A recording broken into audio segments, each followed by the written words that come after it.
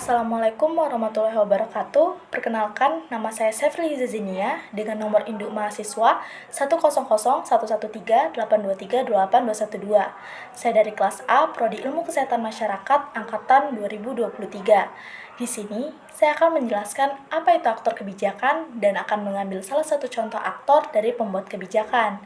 Nah, sebelumnya, apa sih aktor kebijakan itu?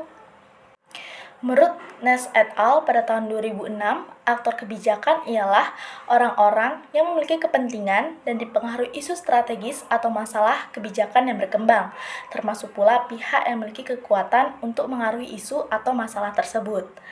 Nah, menurut Bius et al. Pada tahun 2012, aktor kebijakan itu ialah semua pihak yang berkepentingan dan terlibat dalam setiap tahap siklus pengembangan kebijakan, yaitu mereka yang menyusun, mengadvokasi, melaksanakan, hingga terkena dampak dari sebuah kebijakan baik secara langsung atau tidak langsung, negatif atau positif. Aktor kebijakan ini dibagi menjadi dua, yaitu resmi dan non-resmi. Nah, contoh dari aktor kebijakan resmi ini ialah presiden dan pemimpin atau pejabat negara lainnya, seperti lembaga eksekutif, legislatif, dan yudikatif.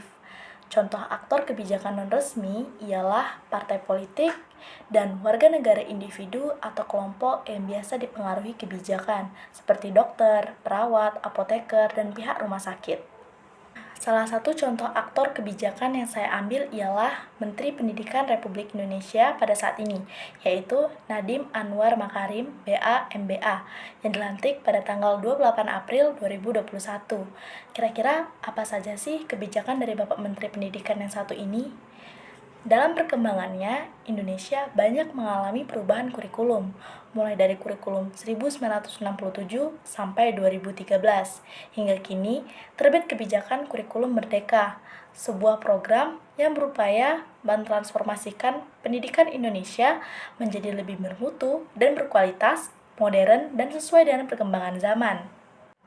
Selain itu, Nadiem Makarim melakukan terobosan besar, antara lain pertama, mengganti ujian berbasis mata pelajaran dengan asesmen nasional yang lebih menekankan pada proses pengembangan, kemampuan literasi dan numerasi, serta kemampuan berpikir kritis peserta didik.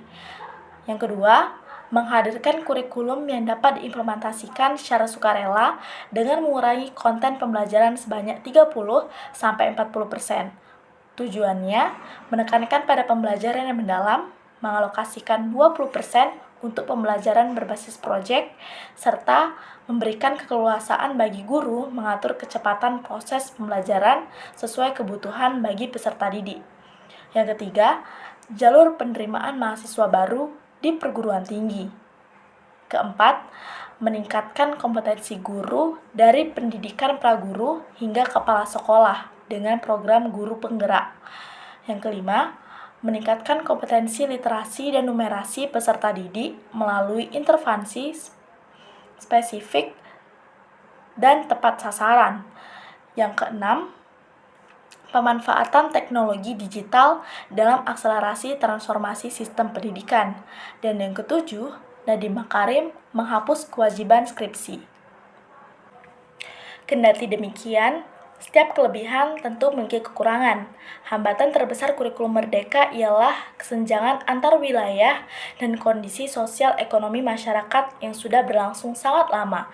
Jauh lebih dahsyat dampaknya bagi peningkatan dan pemerataan mutu pendidikan.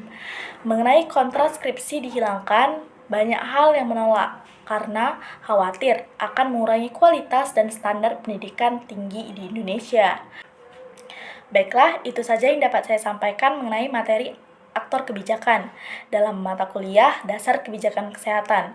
Jika saya ada salah, saya mohon maaf dan saya tutup. Wassalamualaikum warahmatullahi wabarakatuh.